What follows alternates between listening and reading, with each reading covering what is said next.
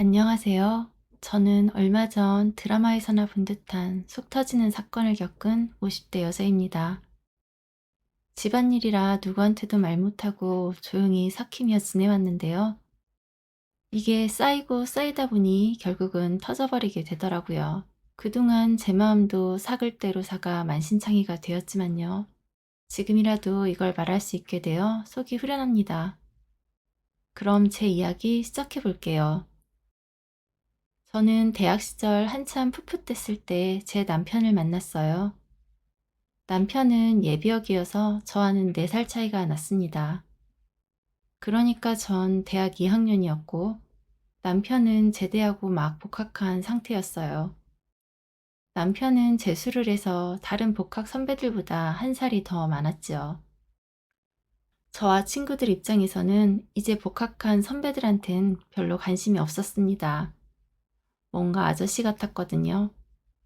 그런데 그중 한 선배는 복학하자마자 계속 저한테 관심을 표현했어요. 저는 장난처럼 넘기려고 했는데 선배는 진심이었죠. 친구들도 저를 놀렸어요. 미나야, 너 그 선배한테 설마 넘어가면 안 된다. 무슨 소리야. 너네 그런 말 하지도 마. 저는 질색하며 딱 잘라 말했죠. 그때는 선배가 너무 아저씨 같았거든요. 저랑은 절대 이어질 수 없는 사람이라고 생각했어요. 그런 저를 선배는 더 다가오지도 못하고 계속 지켜봤습니다. 저는 항상 그 시선과 느낌이 부담스러웠지만 애써 모른 척하고 지냈어요. 그렇게 시간이 지나 졸업반이 되었습니다. 저는 몇몇 만남과 헤어짐을 반복하며 대학 생활을 마무리하게 되었죠. 하지만 선배는 누굴 만나지도 않고 졸업할 때까지 저만 보고 있었어요. 여간 신경 쓰이는 게 아니었지만 저는 무시했습니다. 그런데 그쯤에서 저에게는 예기치 못한 시련이 찾아오고 말았어요. 갑작스럽게 아버지가 사고로 돌아가신 거예요. 아직 젊고 건강하셨기 때문에 상상조차 할 수 없는 일이었습니다. 엄마와 저의 상심은 이루 말할 수 없었죠. 아버지도 외동이어서 일가 친척도 없었어요. 엄마와 저는 장례 치르는 일부터 막막했습니다. 일의 순서도 모르고 엄마도 우왕좌왕 하셨죠. 그때 서준 오빠가 찾아왔습니다. 오빠라고 뭘 알았겠어요. 그럼에도 오빠가 옆에 있으니 저는 그렇게 믿음직스러울 수가 없었습니다. 오빠는 상주 노릇이라도 하듯 하나부터 열까지 다 챙겨주었습니다. 과 선배들과 친구들도 불러주었어요. 굳은 일까지도 오빠가 나서서 다 처리해 주었습니다. 엄마가 그러지 말라고 해도 오빠는 묵묵히 늦은 밤까지 저와 엄마 옆에 있어주고 다음날 일찍 와서 또 밤까지 있어 주었습니다. 오빠 덕분에 무사히 장례를 치를 수 있었죠. 저와 엄마는 오빠의 진심에 감동하게 되었습니다. 그리고 저는 오빠와 만남을 시작하게 되었어요. 그 이후로도 오빠는 엄마와 저의 기둥이 되어 주었습니다. 아빠가 돌아가시자 생각보다 정리해야 할 문제들이 많았어요. 그때마다 오빠는 인맥 동원해서 다 알아봐 주었습니다. 허전한 저희 마음도 채워주었어요. 집에도 자주 들러 밥도 같이 먹으며 거의 가족처럼 지내게 되었죠. 오빠는 저에게도 잘해주었지만 엄마에게도 든든한 아들 이상으로 잘 챙겨주었습니다. 시간이 지나면서 저희는 자연스럽게 결혼 얘기가 나왔어요. 그런데 그쯤 엄마는 할 말이 있으시다며 저희를 불렀습니다. 나는 이제 언니가 있는 미국으로 건너가려고 해. 엄마, 무슨 소리예요? 우리랑 같이 살아야죠. 엄마를 위해서야. 한국에서 딱히 할 일도 없고, 언니랑 있으면 쓸쓸하지도 않을 테니, 언니 사업도 도우면서 지내려고 해. 그렇게 바쁘게 살고 싶어. 정서방, 우리 딸 맡기고 가도 되겠지? 어머니, 저희랑 같이 지내시는 줄 알고 있었는데 미국이라뇨. 그리고 이 집은 결혼 선물이야. 나는 미나 아빠가 남기고 간 재산도 좀 있고, 그거면 충분해. 엄마는 저의 결혼 선물로 집을 남겨주시고 미국으로 떠나셨습니다. 가진 게 없었던 저희는 그 집에서 신혼을 시작했습니다. 남편은 회사에 취직해 직장 생활을 시작했고요. 저는 프리랜서로서 커리어를 시작하게 되었습니다. 주로 편집에 관련된 일을 하며 주된 수입을 얻을 수 있었죠. 집 마련에 대한 부담이 없었으므로 저희는 둘이 버는 돈으로 저축도 하고 큰 걱정 없이 지낼 수 있었습니다. 그렇게 1년여의 시간이 흘렀어요. 오빠는 변함없이 제 옆을 듬직하게 지켜줬어요. 엄마도 그 덕에 제 걱정 없이 타지 생활을 하실 수 있었고요. 저도 조금씩 조금씩 소개를 받아 일거리를 늘려갈 수 있었습니다. 오빠 벌이에는 못 미쳤지만요. 그런데 돌연 오빠는 예상치 못한 얘기를 꺼냈어요. 미나야, 할 말이 있어. 사실 내가 오랫동안 꿈꿔왔던 일이 있었거든. 혼자 고민만 하다 말 꺼내는 거야. 너한테 미안하기도 하고. 무슨 꿈? 대학 때부터 꿈이 있었거든. 오빠는 고시 공부를 시작하고 싶다고 하더군요. 그랬어? 전혀 몰랐어. 몇 번 시작해보려고 했지만 잘 되지 않았고, 오롯이 공부에 매진할 수 있는 여건이 안 되다 보니 계속 생각만 하다 졸업하게 되었지. 지금 조금씩 안정을 찾아가니 다시 생각이 나서. 그랬구나. 생각할 시간 줄 수 있을까? 전혀 생각지도 못한 말에 저도 당황하긴 했습니다. 하지만 곧 오빠를 지지해 주기로 결정했어요. 우리 모아놓은 돈도 조금 있고 내 일도 자리를 잡아가고 있으니 오빠 뒷바라지 해볼게. 지금 못하고 지나가면 평생 어려울 것 같아. 오빠의 꿈을 위해 이번엔 내가 오빠의 버팀목이 되어볼게. 결국 저는 오빠의 꿈을 지지해 주기로 했습니다. 오빠는 회사를 정리하고 바로 준비에 들어갔어요.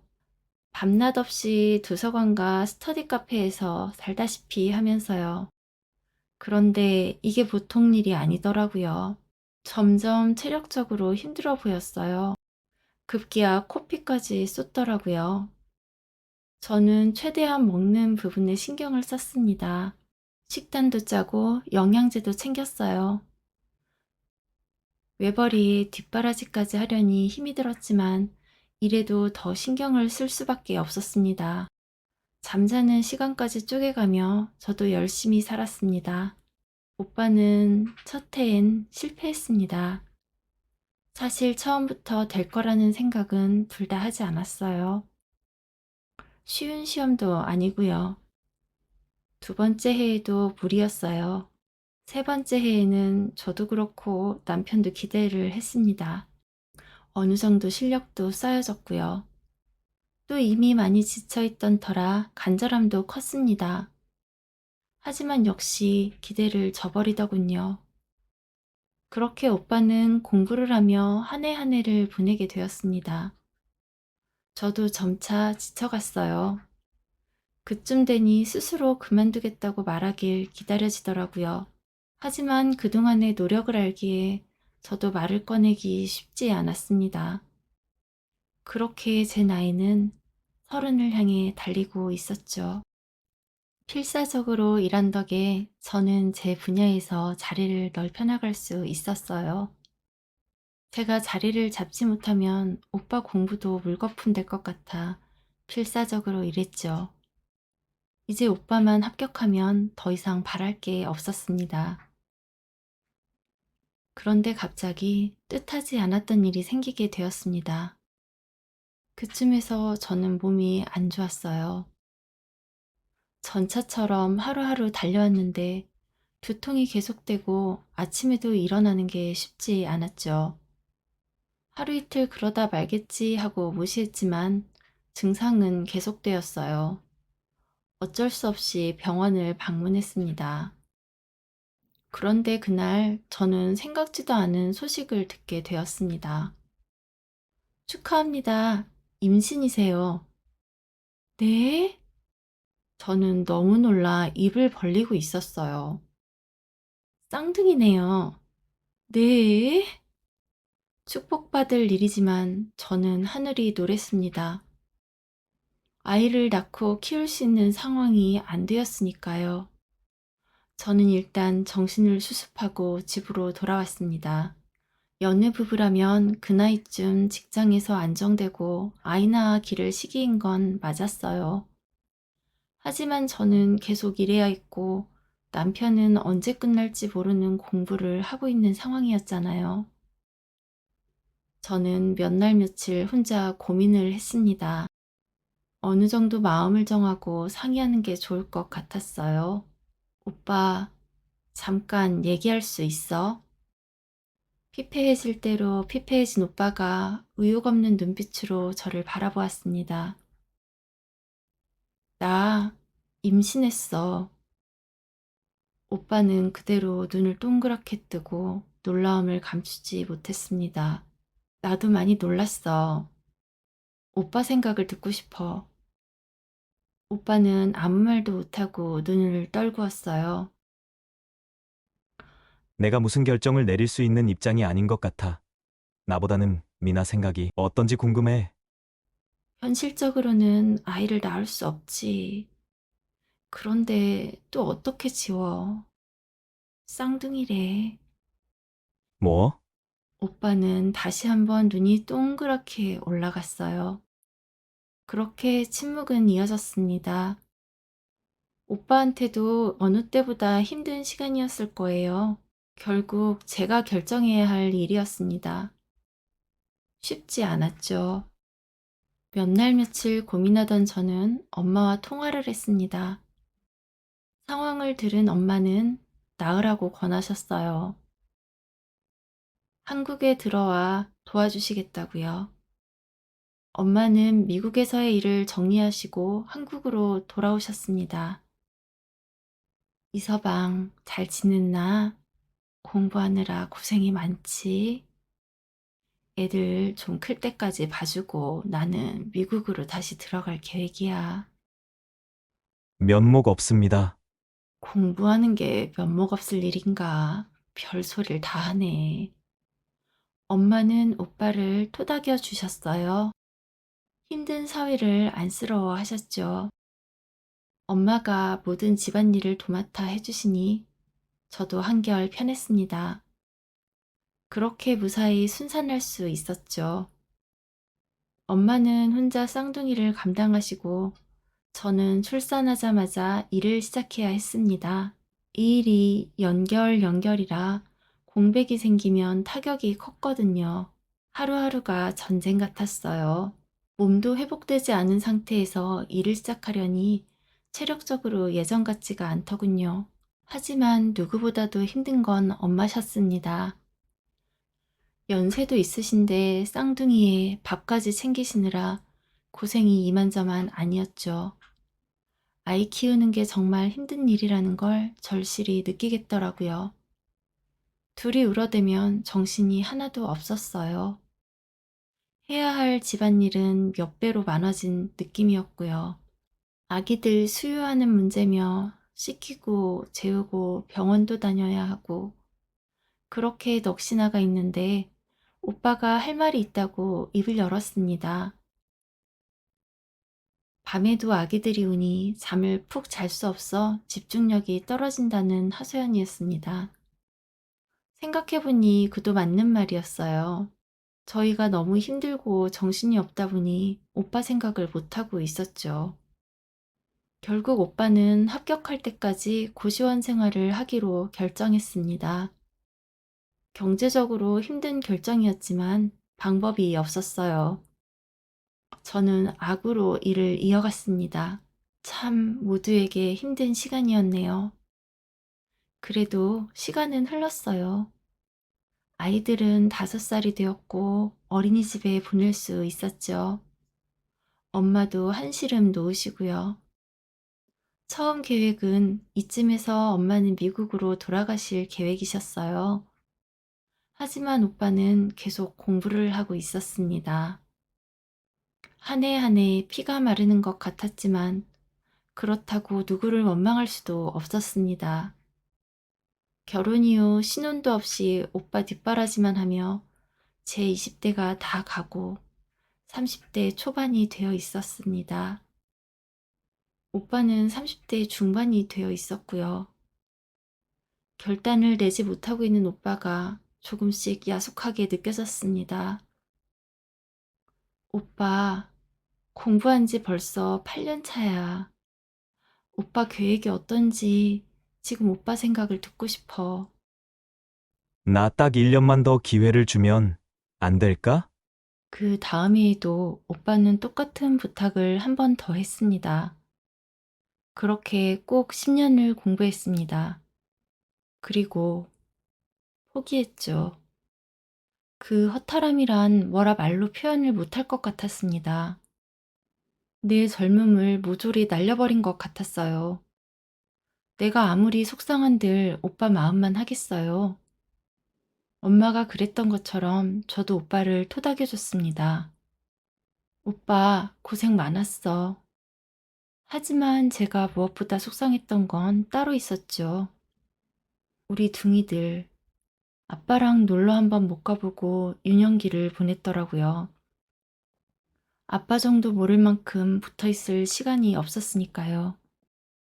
하지만 지난 일 야속해 하면 뭐 하겠어요? 남편은 새로운 인생을 시작해야 했죠. 일자리를 알아봐야 했지만 나이가 차 쉽지 않았어요. 일반 기업에 들어가는 건 사실상 불가능했습니다. 오빠가 집에 들어와 함께 살기 시작하자 엄마는 미국으로 돌아가셨습니다. 오빠는 직장을 정하지 못해 대부분의 시간을 집에만 있어야 했기 때문에 둘 다 불편하긴 마찬가지였거든요. 엄마, 그동안 너무 고마워요. 엄마 아니었으면 그 세월 절대 버티지 못했을 거야. 애들 이렇게 큰 거 다 엄마 덕이에요. 그렇게 엄마는 부쩍 늙어 미국으로 돌아가셨어요. 아이들도 어느덧 학교 들어갈 나이가 되었고요. 엄마가 없으니 챙겨야 할 일들이 생각보다 많았어요. 엄마의 빈자리를 채우는 데는 한참의 시간이 필요했습니다. 그렇게 또 시간은 흘렀습니다. 아이들도 학교에 다니고 적응을 해 나갔죠. 하지만 역시 남편은 같은 자리에 있었습니다. 일을 구하지 못하는 시간이 길어지자 점차 무기력해졌어요. 보고 있기도 힘들었습니다. 저라도 챙겨주고 싶었지만 일에 아이들의 마음과 시간의 여유를 찾기 힘들었습니다. 애들도 놀아주고 집안일도 해주면 좋으련만 밥 먹을 때 빼고는 방에서 나오지 않았습니다. 오빠, 애들 데리고 이번 주말에 같이 여행이라도 다녀올까? 힘들게 짬을 낸 저는 여행을 제안했어요. 별로 내키지 않아. 바람이라도 좀 쐬고 오자. 셋이 다녀와. 난 생각 정리할 것도 있고. 애들 아직 오빠 어색해해. 더 크기 전에 아빠와의 추억도 쌓아줘야지. 나한테 그럴 마음의 여유가 없다고. 그 긴 시간 동안 오빠가 얼마나 힘들었는지 알아. 아니, 내가 다 헤아리지 못할 거라는 것도 알아. 하지만 나도 힘들었어. 아이들도 힘들었고, 다 같이 힘들었던 시간이야. 아이들에게 이제 아빠의 정을 줬으면 좋겠어. 그렇게 반어거지로 가족여행을 가게 되었습니다. 아이들은 은근 기대에 부풀어 있었죠. 저도 마찬가지였고요. 처음 가져보는 가족 여행이었으니까요. 하지만 여전히 저희는 3명이었습니다. 남편은 무기력증에 빠져 모든 활동에 참여하지 않았거든요. 결국 씁쓸한 여행으로 마무리해야 했죠. 아이들의 실망감은 무척 컸습니다. 남편은 마음의 병이 깊어져 깨어나지 못했던 거였어요. 그런 남편을 일부러 데리고 갔으니 결과는 뻔했죠. 그대로 두었다가는 더 큰 불행이 찾아올 수 있겠다는 생각이 들었습니다. 고심고심하던 저는 남편을 데리고 신경정신과에 갔어요. 역시 결과는 안 좋았습니다. 약을 복용하며 결과를 지켜보기로 했어요. 의사 선생님은 가족의 역할이 중요하다고 말씀해 주셨습니다. 그렇게 저와 두 딸들은 남편의 우울감을 고치기 위해 인내심을 가지고 노력했습니다. 시간을 지촉하지 않았어요. 그렇게 노력의 시간이 이어졌고 드디어 남편도 취미를 가지게 되었죠. 저와 함께 등산을 하게 되었습니다. 처음엔 같이 시작하는데 어려움이 따랐지만 조금씩 취미를 붙이게 되었죠. 그렇게 남편의 우울증은 산과 함께 지울 수 있었습니다. 남편은 저 없이도 매일 산에 올랐어요. 산과 하나가 된 듯 마치 자연인처럼요. 다시 시간이 흘렀습니다. 남편은 마흔을 바라보고 있었어요. 이쯤 되니 저도 다시 조바심이 나더라고요. 남편도 언제까지 산에만 오르며 헛헛한 마음을 채울 수는 없을 것 같았거든요. 뭔가 새로운 도전이 있지 않으면 또다시 우울증이 도지지 않을까 노파심이 생겼어요. 그러던 중 주변에 온라인 사업을 하시는 분을 알게 되었죠. 그때만 해도 지금처럼 많은 분들이 그쪽 분야에 뛰어들던 때는 아니었어요. 저는 우연한 기회에 그분과 가까워지게 되었습니다. 처음에 일적으로 제가 도움을 드리게 되면서요. 그분은 그 일이 많이 고마웠던지 저에게 좋은 인상을 가지게 되신 것 같아요. 저에게 온라인 사업을 시작해보지 않겠냐고 제안하셨어요. 도와주시겠다고요. 저는 기회라고 생각했습니다. 그분의 도움을 받아 인터넷 속 판매 시스템을 알게 되었어요. 정말 생소했던 분야였지만 알게 되니 꽤 흥미로운 시장이었죠. 막히는 부분도 많았지만 그분의 도움으로 어렵지 않게 자리를 잡아나가기 시작했어요. 제 기존 커리어를 유지하면서도 부단히 노력했습니다. 한 번 시스템을 익히고 자리를 잡아두니 그 뒤로는 크게 어렵지 않았습니다. 저절로 굴러가듯 매출이 나왔어요. 오빠, 이것 좀 봐. 저는 오빠의 반응을 살피며 온라인 시스템과 판매되는 하루하루의 매출을 보여주었어요. 다행히 남편이 관심을 가지고 지켜보았습니다. 나는 내 본업을 놓을 수 없으니 이건 오빠가 좀 도와주면 안 될까? 저는 일부러 남편에게 도움을 청했어요. 뭔가 경제적인 노력을 하면서 성취감을 느끼길 바랬습니다. 그렇게 오빠는 제 온라인 사업을 받아 본업으로 경제활동을 시작하게 되었습니다. 저는 이때가 제 결혼 생활 중 가장 행복했던 시점이었던 것 같아요. 대화도 많이 하게 되었고, 오빠의 진취적인 모습이 보기 좋았거든요. 남편과 저는 점점 범위를 넓혀가며 온라인 판매를 시작했습니다. 매출은 갈수록 좋아져 제 수입보다 훨씬 더 많이 벌게 되었어요. 오빠, 오빠가 이렇게 해낼 줄 알았어. 저는 진심으로 오빠가 자랑스러웠어요. 사실 아픔을 이겨낸 오빠가 기특했죠. 남편이지만 그런 마음이 들더라고요. 저희는 행복했습니다. 일하는 데 있어서 대화도 잘 통했고 의견 충돌도 잘 없었어요. 부부끼리 같이 일하면 싸운다고 하는데 저희는 그렇지 않았어요. 전반적인 업무는 오빠가 맡아 있지만 운영 아이디어는 제가 냈거든요. 오빠는 매번 제 의견을 잘 받아주었죠. 그렇게 사업이 확장되자 오빠는 사무실을 얻게 되었습니다. 저도 틈틈이 시간이 날 때 사무실에 찾아가 도와주었고요. 그러다 저는 제 본업이 많이 바빠지게 되었어요. 남편 사업에 잘 신경을 못 쓰게 되었죠. 남편은 직원을 구하겠다고 하더군요. 저는 동의했습니다. 그렇게 저희는 각자의 분야에 매진하며 경제적인 분리가 되었죠. 남편은 좋은 차도 사고 좋은 옷도 입기 시작했어요. 인생의 재미를 찾은 사람처럼 의욕도 있어 보였고요. 아이들도 큰 어려움 없이 잘 자라주고 있었습니다. 다만 어릴 때 아빠의 정을 모르고 자라서 그런지 자라면서도 계속 부녀지간은 서먹했습니다. 사실 저 혼자 아이들을 키웠다고 봐야죠. 아이들도 자연스럽게 모든 걸 저와 상의하고 저에게 의지했습니다. 속상할 때도 많았죠. 하지만 남편이 저렇게 활력을 찾은 게 어디냐 생각하며 저게 바로 행복이다 생각했습니다. 아이들은 고등학생이 되었고 저와 남편도 50이라는 숫자를 바라보게 되었죠. 하지만 저는 이제 바랄 게 없었어요. 모든 게 원하는 대로 돌아가고 있었어요.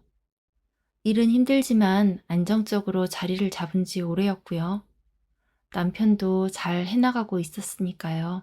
그런데 인생은 그렇게 호락호락한 게 아니었나 봅니다. 어느 날 정말 생각지도 못한 말을 남편에게서 듣게 되었습니다. 나 사랑하는 사람 생겼어. 저는 잘못 들은 줄 알았어요. 어떻게, 어떻게 오빠가 그럴 수 있어? 미안해. 나도 너한테 상처 줄 생각은 없었어. 다만, 사람 마음 마음대로 되는 게 아니더라고. 이 나이 되어 보니, 그렇더라. 너도 내가 무슨 말 하는지 알 거라고 생각해. 그러니 좋은 사람 만났으면 좋겠어. 진심이야. 아이들은 아이들 내가 필요해? 둘 다 엄마만 찾지. 나 안 찾잖아. 나도 그동안 외로웠어. 왜 오빠가 다가가려고 생각해보지 않은 거야? 애들은 계속 오빠 기다렸어. 오빠가 마음을 열지 않은 거라고는 생각 못해? 나 누구보다 힘든 시기 보냈어. 당연히 가족들도 이해해 줄 알았는데, 내 편은 없었던 거네. 내 탓하는 거 보니, 탓이라니. 오빠가 애들한테 서운하듯 애들도 오빠한테 서운할 수 있다는 거야. 그래서 오빠 외로워서 다른 사람한테 위로받았던 거야? 나도 사람인데 외롭지 않았겠어? 내 사랑이 부족했어? 너 나한테 잘했지.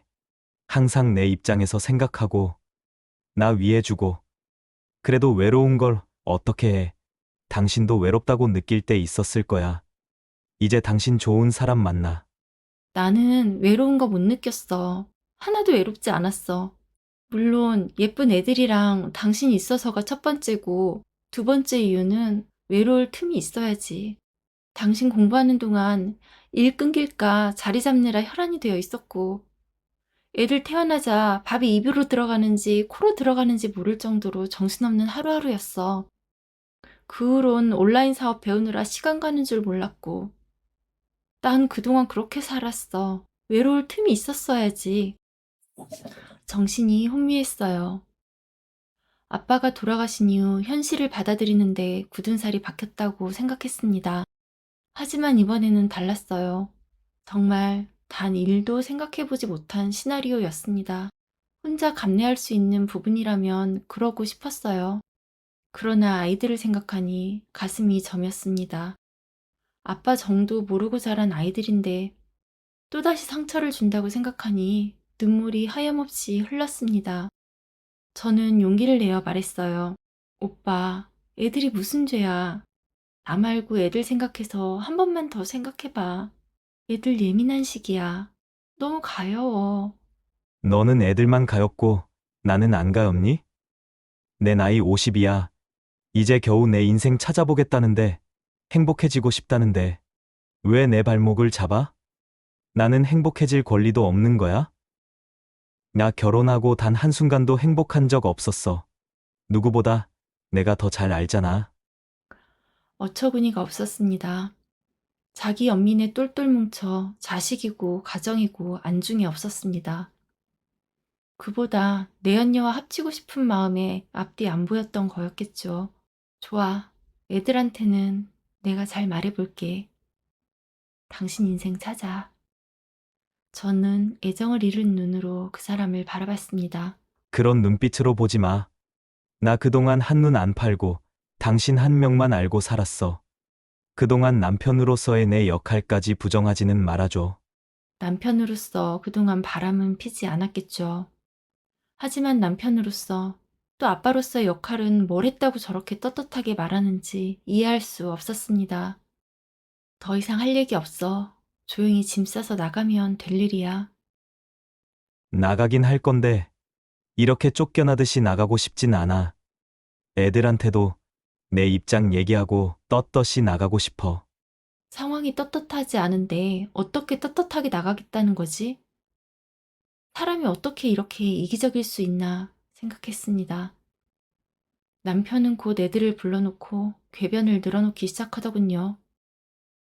엄마한테 들었겠지만 아빠 이제 나가서 살게 되었어. 두 딸들은 아무 말도 하지 않았습니다. 감정의 변화 없이 가만히 남편을 지켜보았어요. 너희랑 엄마 아빠 없이 힘들 거 알아. 하지만 시간 지나면 조금씩 괜찮아질 거야. 아빠도 혼자 조차고 나가는 거 아니야. 엄마도 아빠랑 같이 지내는 거 편하지 않을 거고. 엄마 배려도 하는 게 맞을 것 같아 나가는 거야. 너희에 대한 마음은 변함없다는 걸 알았으면 좋겠다. 애들은 여전히 아무 말도 하지 않았습니다. 잠시 침묵이 흘렀어요. 저희는 괜찮아요. 그냥 아빠 원하는 대로 하세요. 서운하구나. 아빠 나가는 마지막 대화에서까지 이렇게 냉담하게 해야겠니? 저희도 뭐라 따뜻하게 말하기 쉽지 않아요. 아빠도 힘드신가 봐요. 나가기 싫으면 안 나가셔도 돼요. 저희는 아빠 의견 존중해요.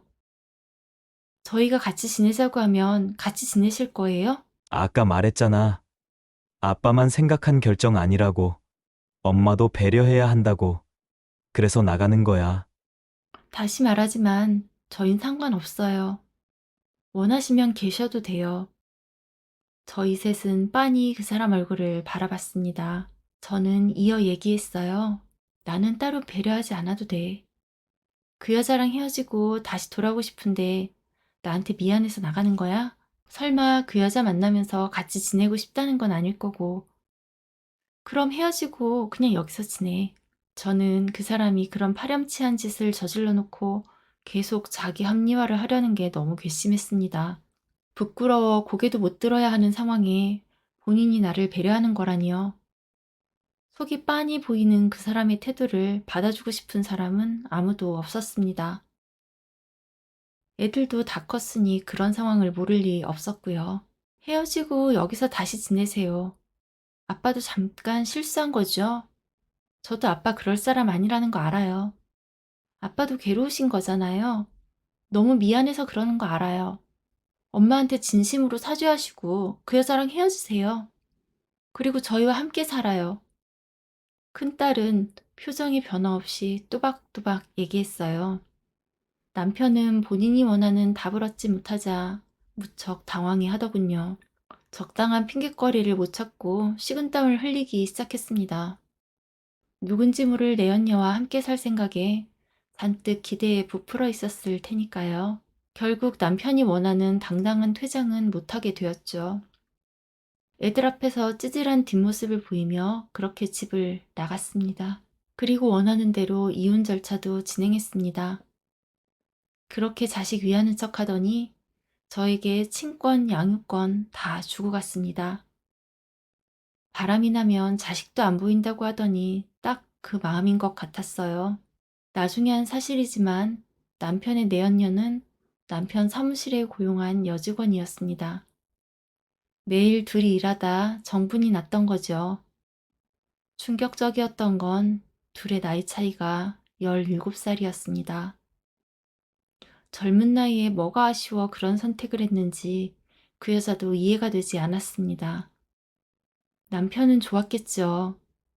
그 당시 저는 남편 사업에는 전혀 개입하고 있지 않던 상황이었습니다. 저와 같이 운영할 때도 이미 몇천 단위로 돈이 들어오고 있었으니 유지만 해도 꽤 괜찮았을 거예요. 그 여자도 그런 부분에 매력을 느끼지 않았을까 짐작만 했습니다. 어차피 남이 된 마당에 깊게 생각하고 싶지도 않았어요. 사실 저와 아이들은 생각보다 빠르게 현실에 적응했습니다. 제 우려와는 달리 애들은 오히려 편해 보였어요. 같이 지낼 때도 서먹한 부분이 없지 않았기 때문이었을 거예요. 사실 저도 마찬가지였습니다. 어차피 모든 집안일은 제가 하고 살았잖아요. 가정 살림도 다 제가 번 돈으로 꾸리고요. 집이며 살림이며 그 사람은 한 번도 어떤 결정의 부담을 가져본 적이 없었거든요. 그냥 따로 밥 안 차려줘도 되고 이것저것 챙겨주지 않아도 되니 편하더라고요. 저는 딸들과 좀 더 시간을 보내고 챙겨주는 데 신경을 썼습니다. 생각해보니 결혼 초부터 저는 항상 그 사람을 걱정하며 살았더라고요. 시험 뒷바라지만 10년, 그 뒤 우울증 치료로 고생했던 시간들, 마지막으로 이 사람 온라인 사업 만들어준 것까지. 친구들은 온갖 뒷바라지 끝나고 성공하니 딴 생각까지 한 그 사람이 괘씸하다고 했습니다. 나도 내가 할 수 있는 거 다 해줬으니 이제 됐어. 나도 행복하게 살 거야. 저는 억울한 마음보다는 그 사람과의 인연이 여기까지였나 보다 하고 깨끗하게 마음을 접었습니다. 그리고 열심히 살겠다고 다짐했어요. 두 딸들은 열심히 공부해 원하는 대학에 들어갔고요. 대견했습니다. 아이들만 봐도 힘이 났어요. 이혼한 지 2년쯤 되었을 때 저는 한 남자와 가까워지게 되었습니다. 그 사람은 저와 일적으로 가끔 도움을 주고받고 온라인 사업 시작할 때 도움도 주었던 그분이었어요.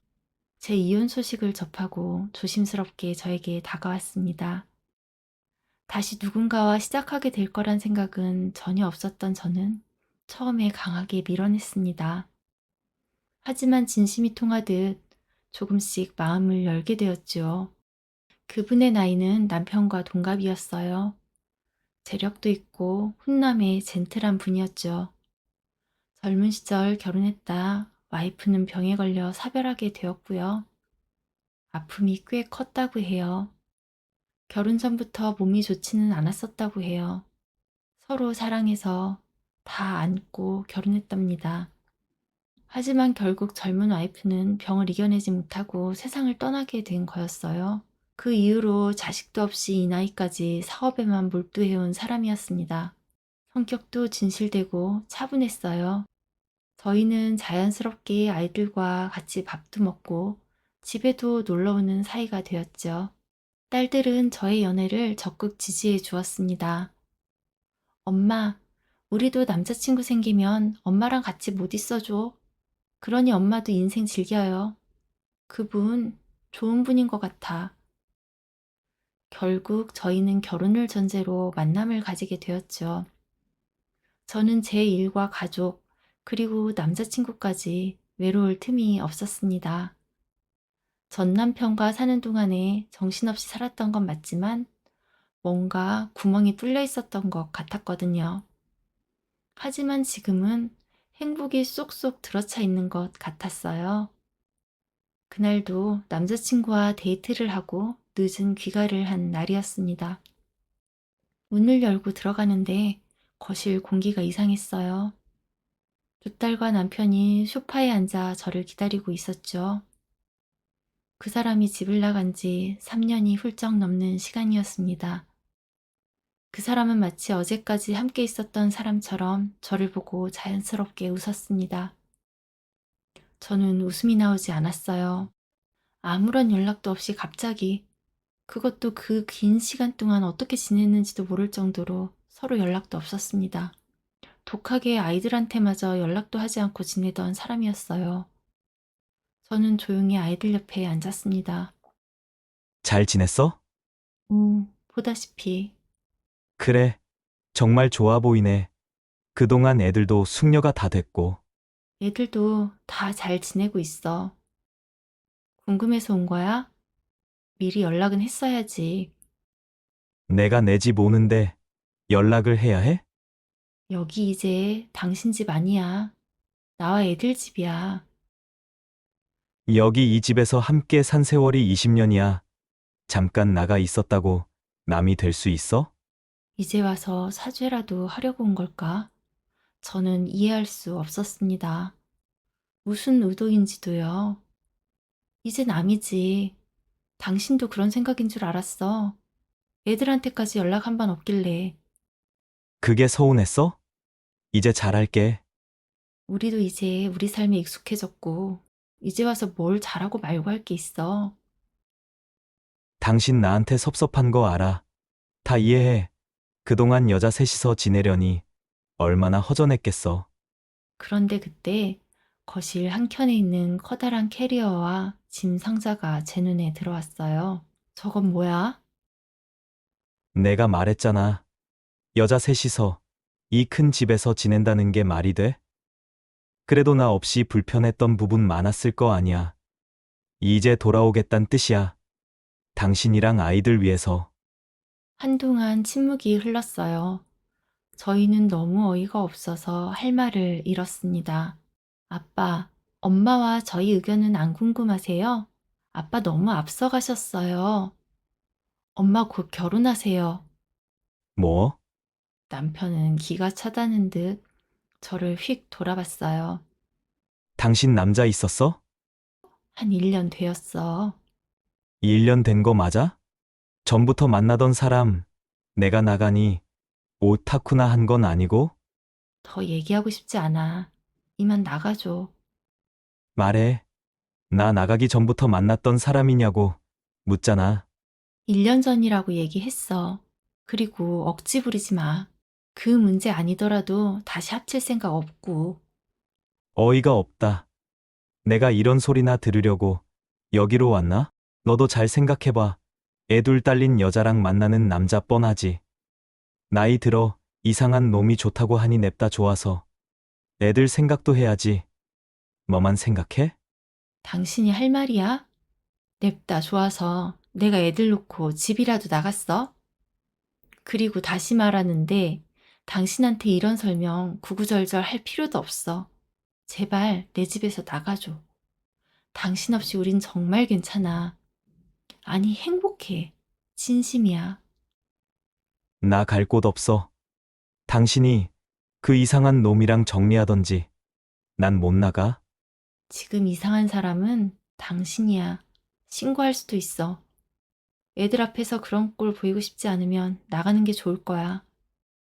전 남편은 제 강경한 태도에 흠칫 놀라더군요.